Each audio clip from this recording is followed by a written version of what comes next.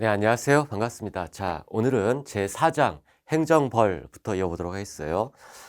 테마 1번의 행정벌 개설에서 문제 1번을 보세요. 행정벌에 관한 설명 중 틀린 것은 에서 1번이 틀린 정답입니다. 행정벌과 집행벌은 병과할 수 없는가?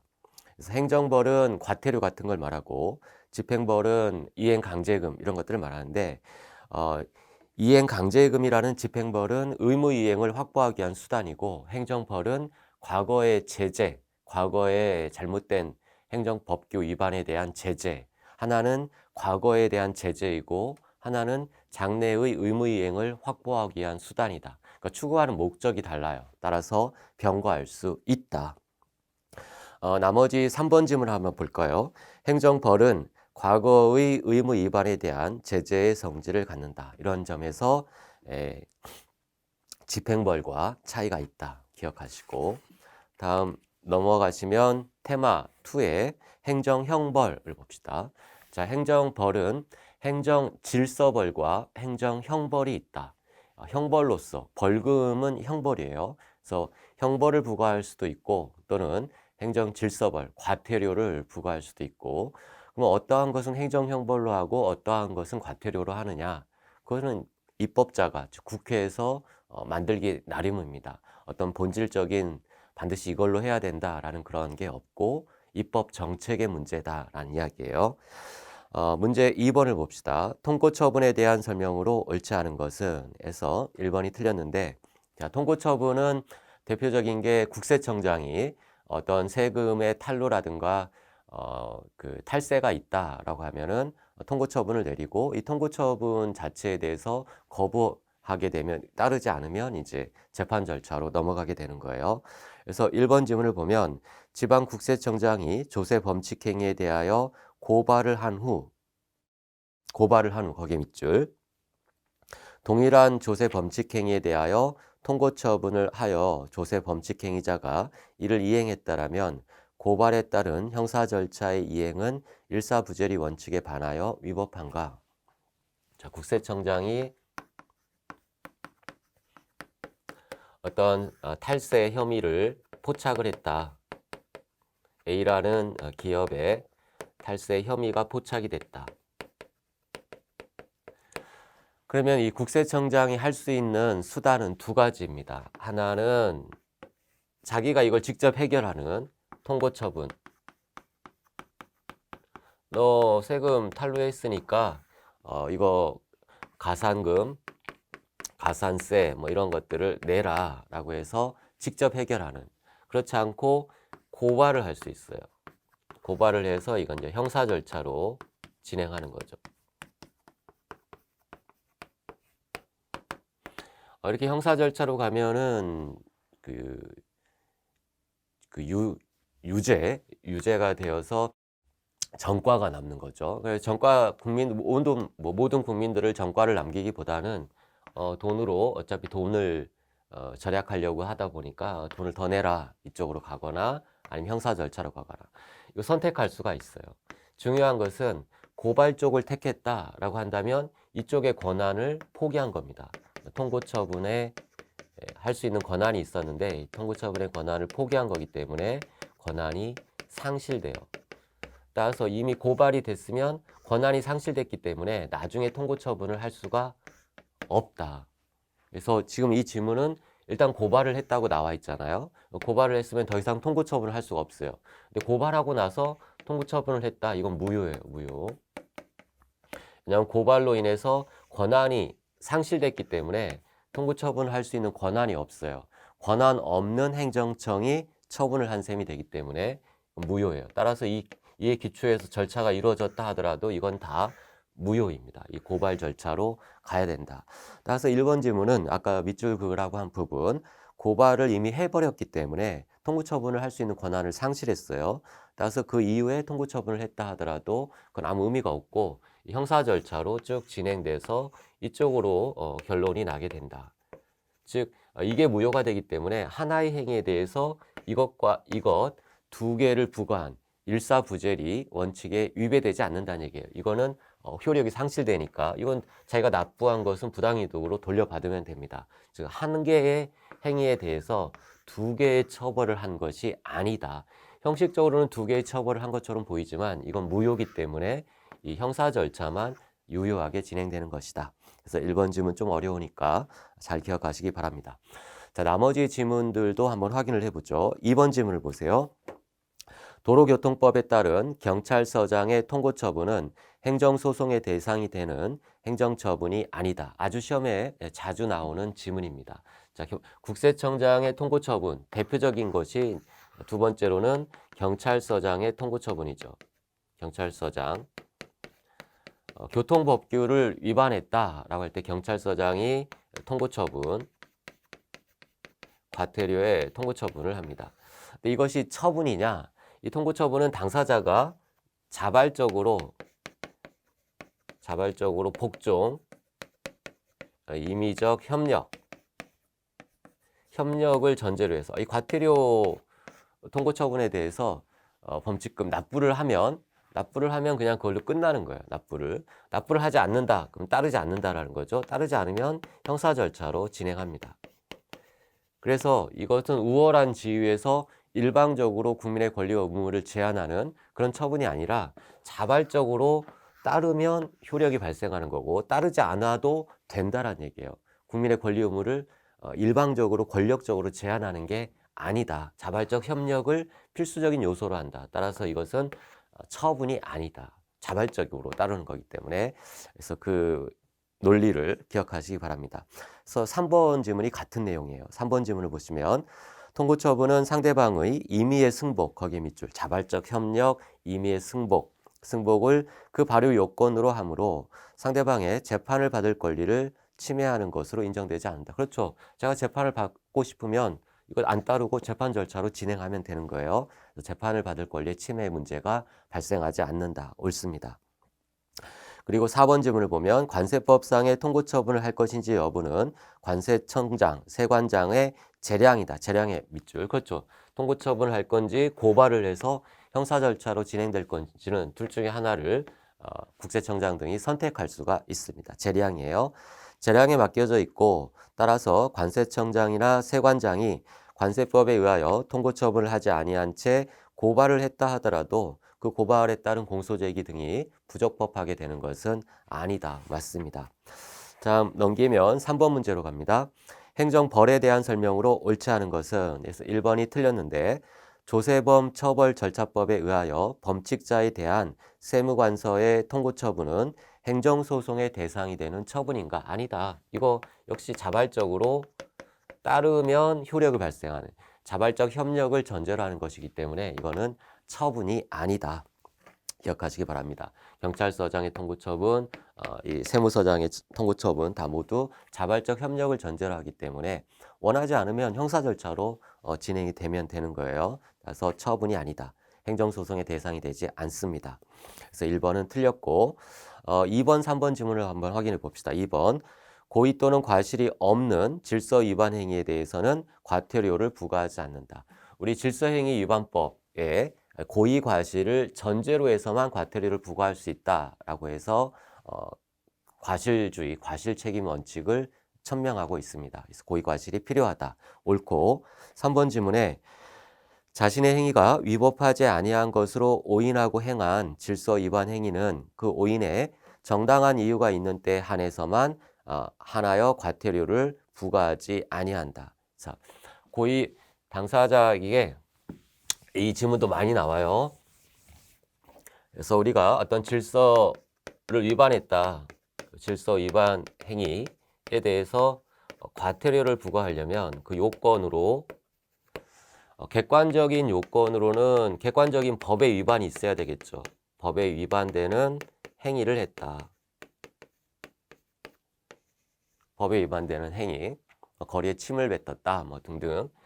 두 번째로는 주관적 요건으로 고의나 과실이 있어야 돼요. 고의 또는 과실 둘 중에 하나는 존재해야 된다. 그래서 이것을 과실 책임주의라고 합니다.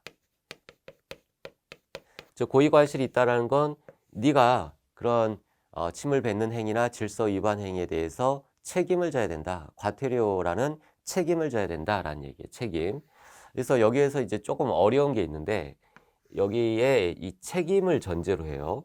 그래서 내가 침을 뱉었지만 이것은 법에 위반되는 줄 몰랐다. 법에 위반되는 줄을 몰랐다. 몰랐다면은 책임을 과실이 있다라는 게 고의로 한 건 아니라는 얘기죠. 몰랐다.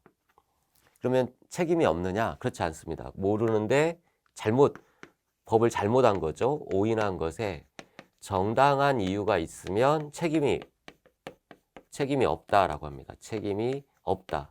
좀 어려운 말로 조각된다라고 해요. 쉽게 말하면 책임이 없다라는 얘기예요. 책임이 없다.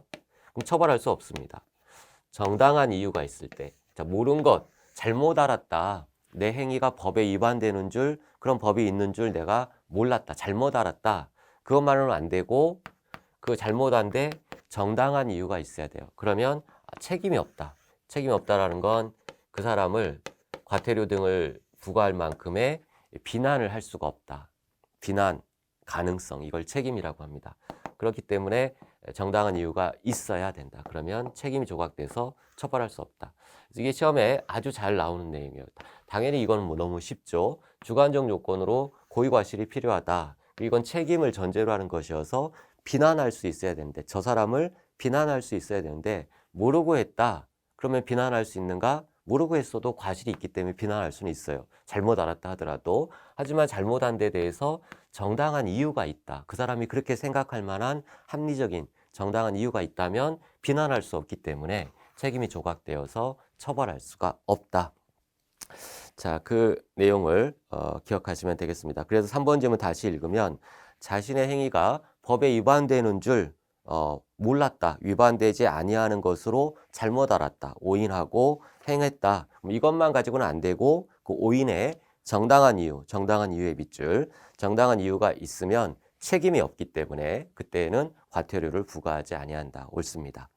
다음 문제 4번으로 갑니다. 통고 처분의 법적 성질로 가장 알맞은 것은 에서 알려주는 거예요. 너가 법을 위반했으니까 이거 과태료 내거나 범칙금 내면은 없던 걸로 하고 아니면 형사 절차로 진행한다. 둘 중에 하나 선택해라 라고 알려주는 거죠. 4번의 준사법적 행정행위라고 합니다. 준사법적 행정행위. 준사법적 행정행위. 즉 형사처벌의 가름에서 다른 절차로 가는 거니까 준사법적 행정행위라고 합니다. 다음 넘기면 테마 3번의 행정질서벌, 질서 위반 행위 규제법이라는 법 내용의 출제, 법의 중요한 내용들이 어떻게 되어 있는가, 그걸 중심으로 출제가 되고 있어요. 물론 조금 이론도 있지만, 자, 이론과 관련된 문제가 문제 5번입니다. 행정법규 위반에 대한 제재 조치에 대한 설명으로 옳지 않은 것은 해서 1번이 틀렸는데, 이건 이론 문제예요. 즉 우리 질서 위반 행위 규제법, 그 규제법은 반드시 고의 과실이 있을 때만 처벌한다고 했어요. 이거는 법의 내용이고 실정법의 내용이고, 지금 이 지문은 이론을 물어보고 있는 거예요. 이론. 그래서 1번 지문을 보면 행정법규에 대한 제재 조치, 행정법규 위반에 대한 제재 조치는 행정 목적 달성을 위하여 행정법규 위반이라는 객관적 사실, 법을 위반했다라는 객관적 사실에 착안하여 가하는 제재이므로 반드시 현실적인 행위자가 아니라 하더라도 법령상 책임자로 규정된 자, 어떤 법 위반 객관적 사실, 법을 위반했다라는 이런 객관적 사실에 착안해서 처벌을 하는 거란 말이에요. 제재를 가하는 거예요. 따라서 실제 행위자가 아니라 하더라도 책임을 져야 되는 자가 있다면 법령상 책임자에게도 부과할 수 있고, 이러한 제재 조치의 위반자에게 고의나 과실이 있어야 부과할 수 있는 건 아니다. 책임을 지는 자로 법에서 정해져 있으면 그 자에게 부과할 수가 있다. 고의 과실이 전제되는 게 아니다. 객관적 사실에 착안하는 거다. 이건 이론을 말하는 거예요. 이론. 행정 질서벌로서의 제재는 객관적 법 위반, 이 법 위반을 막고 행정 목적 달성을 하기 위해서 만들어 놓은 거기 때문에 이 법을 위반했다라는 사실에 착안해서 행위자를 처벌할 수도 있고, 그 행위자가 아니라 하더라도 그 뒤에 숨어 있는 사업주 같은, 양벌 규정상 사업주 같은 책임자, 법적 책임자를 처벌할 수 있고, 이것은 본질적으로 고의 과실이라는 주관적 이거는 요건이 아니다. 그러나 질서 위반행위 규제법은 그렇게 하지 않고 고의 과실을 반드시 필요하다. 이건 실정법 내용이고 이 지문은 이론과 관련된 내용이니까 구별해서 기억하시기 바랍니다. 다음 문제 6번으로 가요. 질서 위반행위 규제법에 규정한 과태료에 관한 설명으로 틀린 것은 에서 3번이 틀렸습니다. 3번 과태료는 행정청의 과태료 부과처분이나 법원의 과태료 재판이 확정된 후 3년간 징수하지 아니하면 시효로 인하여 소멸하느냐. 자, 국가와 관련된 권리들, 세금이나 이러한 권리는 5년이 기본이에요. 5년. 소멸시효라는 건 일정한 기간 동안 권리를 행사하지 않으면 그 권리가 이제는 소멸한다. 이런 제도를 소멸시효 제도라고 하는데 그 소멸시효는 몇 년이 지나야 되느냐? 우리 민법에서는 10년입니다. 민법에서는 기본적으로 10년. 근데 이거 반 잘라가지고 공법상의 관계는 5년이 기본이라는 얘기예요. 5년. 그래서 잘 모르겠으면 5년을 생각하시면 돼요. 그래서 5년간 징수하지 않으면 시효로 소멸하기 때문에 3년이라고 돼 있으니까 3번은 틀린 지문이 됩니다. 1번 지문 정도 확인합시다. 1번 지문. 신분에 의하여 성립하는 질서 위반 행위에 신분이 없는 자가 가담한 때에는 신분이 없는 자에 대해서도 질서 위반 행위가 성립하는가? 좀 어렵죠? 자, 법에서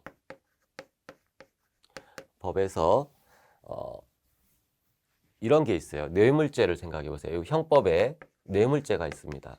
형법에 뇌물죄. 자, 여러분이 뭐 친구들한테 뇌물을 받았다. 그러면 뇌물을 받았으니까 뇌물죄로 처벌되느냐? 그렇지 않습니다. 여러분이 받아봐야 그거는 범죄가 아니에요. 즉 범죄가 되기 위해서는 공무원이라는 신분이 필요합니다. 공무원이 직무와 관련돼서 받아야만 뇌물죄가 돼요. 공무원이 아닌 자들, 신분 없는 자, 그런 공무원이라는 신분이 없는 자는 아예 뇌물죄가 성립하지 않아요. 뇌물을 받아도 그건 뇌물이 아닙니다. 반드시 신분이 있어야 돼요. 공무원이라는 신분. 자, 이런 얘기를 하는 거예요. 질서 위반 행위 규제법에서도 일정한 행위에 신분이 필요하다. 그 죄가 법을 위반한 죄가 성립하기 위해서는 질서 위반 행위라는 죄가 성립하기 위해서는 반드시 신분이 필요한 경우가 있습니다. 그런 신분범, 그걸 신분범이라고 해요. 신분이 있어야 돼요. 그래서 단독으로는 신분범의 경우에는 단독으로는 그러한 법 위반 행위가 되지 않습니다. 아무리 위반해도 그 위반 행위로 제재를 받지 않아요. 단독으로는 혼자 하면. 그러나 가담을 했을 때, 즉 신분이 있는 자가 그 위반 행위를 했다. 위반 행위. 그러면 얘는 질서 위반 행위 규제법의 위반 행위에 해당하는 거죠. 쉽게 말하면 죄가 되는 겁니다. 갑이 신분이 있는 자예요. 근데 여기에 을이 여기에 가담했다. 같이 도와서 뭐 방조하고 교사하고 함께 도와서 했다. 얘도 처벌받습니다. 정리하면 일정한 신분이 있어야만 성립하는 그런 법 위반 행위는 단독으로는 신분 없는 자는 그 위반 행위에 해당하지 않지만 단독으로는 해당하지 않지만 신분이 있는 자의 행위에 가담하게 되면 얘가 법 위반 행위가 성립했잖아요. 이 성립한 것에 가담했기 때문에 얘도 함께 처벌된다. 단독으로는 처벌되지 않지만 가담하면 처벌된다. 그렇게 기억하시면 되겠어요. 그래서 1번은 옳은 지문이 됩니다. 1번도 종종 나오니까 기억하시고. 자, 문제 7번을 봅시다. 다음 중 질서 위반 행위 규제법상 과태료에 대한 설명으로 틀린 것은 1번이 틀렸습니다. 과태료의 부과에는 그 위반자의 고의 과실을 요하지 않는다. 아니죠. 질서 위반 행위 규제법에서는 반드시 고의 과실이 있어야, 고의 또는 과실이 있어야 처벌할 수 있다라고 되어 있습니다. 그래서 1번은 틀렸고, 자, 2번을 확인하면 과태료 부과 처분은 행정소송의 대상이 되는 행정처분이 아니다. 그렇죠. 이의 제기를 하게 되면 효력을 상실하기 때문에 자발적 협력을 전제로 하는 거예요. 그래서 일방적인 찍어 누르는 그런 관계가 아니기 때문에 처분이 아니다. 옳습니다. 통보처분에서 봤던 거나 같은 구조예요. 다음에 문제 8번으로 가면 질서 위반 행위 규제법에서 규정한 과태료에 관한 설명으로 틀린 거에서 1번이 틀렸는데 고의가 없는 질서 위반 행위는 과태료를 부과하지 않으나 과실이 없는 질서 위반 행위에 대해서는 과태료를 부과한다. 뭐 이렇게 말이 꼬였어요. 그 문장이. 어쨌든 틀렸는데 고의 또는 과실이 필요하다. 고의 또는 과실. 고의만 있어도 되고 과실만 있어도 됩니다. 둘 다 없을 때, 고의도 없고 과실도 없을 때만 처벌할 수 없어요. 고의 또는 과실 둘 중에 하나만 있으면 처벌된다. 그래서 1번은 틀린 지문이 됩니다. 자, 4번 지문을 한번 확인합시다. 자신의 행위가 위법하지 아니한 것으로 오인하고, 자, 여기까지만 있으면 비난할 수 있기 때문에 과실이 있으니까 처벌할 수 있다고 했어요. 근데 거기에 추가해서 그 오인에 정당한 이유의 밑줄, 정당한 이유가 있으면 이때는 비난할 수 없다. 설사 법을 위반했다 하더라도 책임을 물을 수가 없다. 책임이 조각된다. 따라서 과태료를 부과하지 아니한다. 옳은 지문이 됩니다. 자, 문제 9번으로 가서 질서 위반 행위 규제법에 대한 설명으로 틀린 것 3번이 틀렸네요. 3번 정답 지문. 신분에 의하여 성립하는 질서 위반 행위에 신분이 없는 자가 가담한 때 밑줄. 자, 이런 신분범이라고 했죠. 이런 신분범에 단독으로는 신분이 없는 자는 법을 위반할 수가 없어요. 아까 뇌물죄 얘기를 드렸던 것처럼 단독으로는 처벌되지 않습니다. 하지만 신분이 있는 자의 어떤 위반 행위에 가담하게 되면 그때는 처벌이 된다. 그래서 가담한 때 신분 없는 자의 질서 위반 행위는 성립하지 않는 거 아니다. 성립해서 처벌을 받습니다. 그래서 3번이 틀린 정답지예요. 자, 질서 위반 행위 규제법은 시험에 아주 잘 나와요. 그리고 이 법조문을 모르고 그 내용을 모르면 우리 상식으로는 풀기가 어려우니까 끝장 이론 정리된 부분 아주 잘 돼 있습니다. 그래서 목차 2에 보시면 질서 위반 행위 규제법의 주요 내용에서 당사자, 적용 범위, 성립 요건, 특히 성립 요건, 양가로 3번에 있는 성립 요건의 고의 과실, 그리고 위법성, 착오 이런 등등의 내용들 잘 기억하시고 넘겨보시면 양가로 9번에 과태료의 부과 징수 절차에서 사전 통지하고 의견 제출, 불이익 처분, 불이익한 작용이니까 사전 통지하고 의견 제출하게 하며 과태료를 부과시키고 이의 제기가 있으면 다음으로 형사 절차로 이렇게 넘어가는 거예요. 그래서 이의 제기가 없을 때 이제 과태료 제재를 하게 되고 이의 제기가 있으면 재판을 하게 된다. 그런 절차 기억하시기 바랍니다. 자, 다음으로 제5장으로 갑시다. 5장 새로운 의무이행 확보수단. 행정법이 달성하고자 하는 어떤 공익에 반하는 행위를 있을 때 그 법을 지키도록 의무이행을 확보하는 수단으로 새로운 수단으로 금전상 제재의 과징금이 떠오르고 있어요. 과징금. 그래서 과징금에 대해서 정확히 알아야 됩니다. 그리고 우리 시험에는 아직 안 나왔지만 가산세 부분, 우리 끝장 이론 뒤에 보면 가산세에 관해서 짤막하게 정리해 놨어요. 그래서 가산세 부분도 주의해서 추가로 기억하시기 바랍니다. 일단 과징금이 핵심이에요. 과징금이 시험에 집중적으로 나오니까. 그래서 과징금 부분을 봅시다. 과징금에 대한 설명으로 옳지 않은 것은 해서 3번이 틀렸는데 3번 과징금이란 경찰법상의 의무 위반자에 대해 당해 위반 행위로 경제적 이익이 발생한 경우 말이 안 됩니다. 경찰법이라는 건 도로교통법이나 공중의 위해를 가져오는 경찰작용과 관련된 거예요.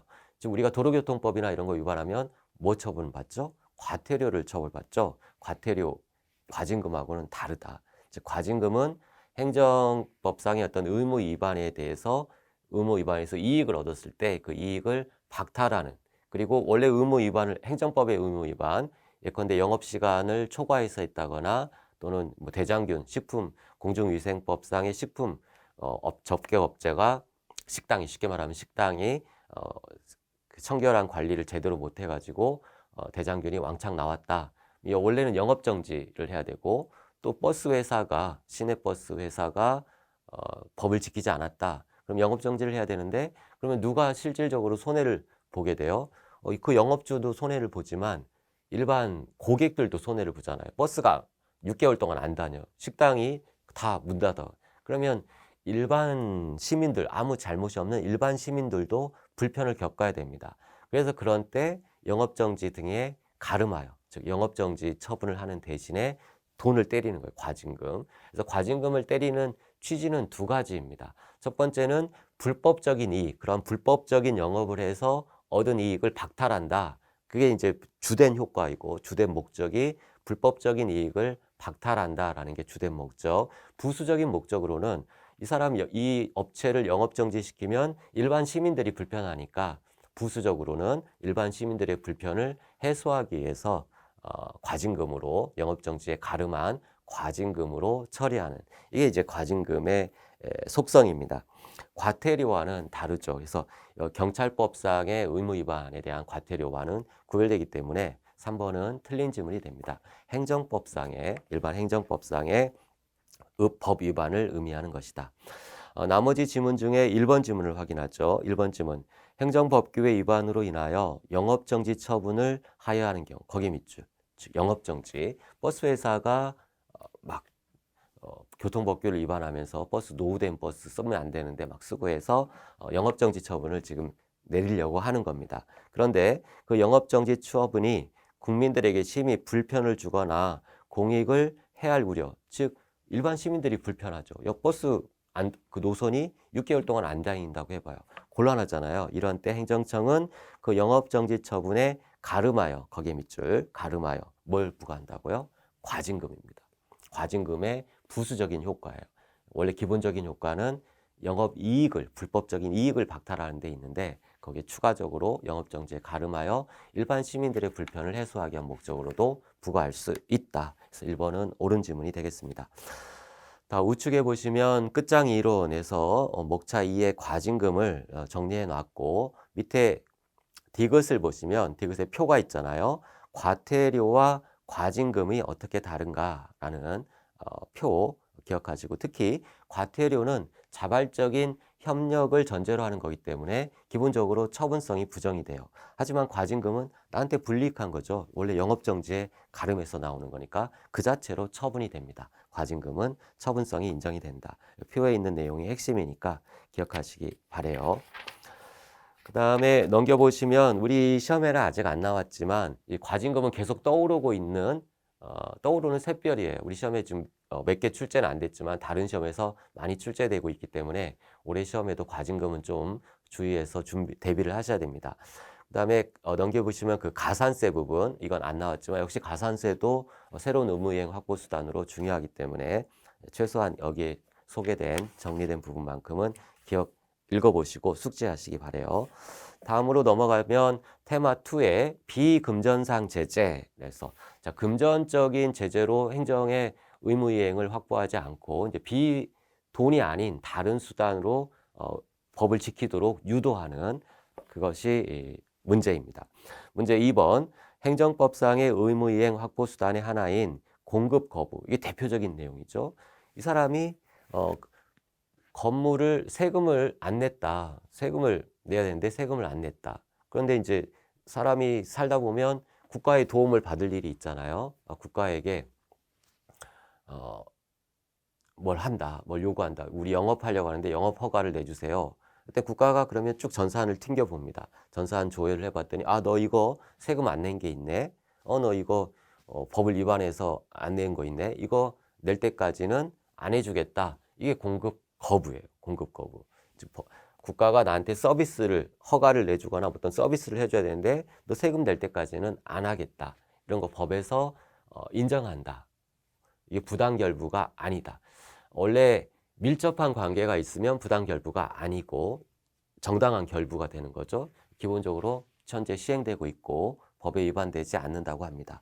다만 주의할 것은 그 문제 2번에 새로운 의무이행 확보 수단으로서 공급 거부의 일반법인 줄, 이런 공급 거부를 일반법으로 모든 영역에 다 적용될 수 있는 일반법으로 마련을 하고 있느냐? 일반 조항은 없어요. 개별법, 예컨대 동그라미 1번에 국세징수법, 그리고 건축법, 국가배상법, 개별법에서 정하고 있을 뿐이지 일반법으로 모든 영역에 적용될 수 있는 그 공급 거부 규정을 두고 있지 않다. 만약 일반법으로 규정하고 있다면 이건 부당결부가 될 가능성이 높죠. 모든 경우에 적용되면 관련성이 없는 경우에도 적용되는 거니까. 그래서 개별법에서 긴밀한 관계가 있을 때에만 부당결부 문제를 해소하기 위해서 개별법에서 규정하고 있습니다. 자, 여기까지가 내용이었고, 다음에 파트 5 행정사항 손해전보, 이건 잠시 쉬었다가 이어보도록 하겠습니다.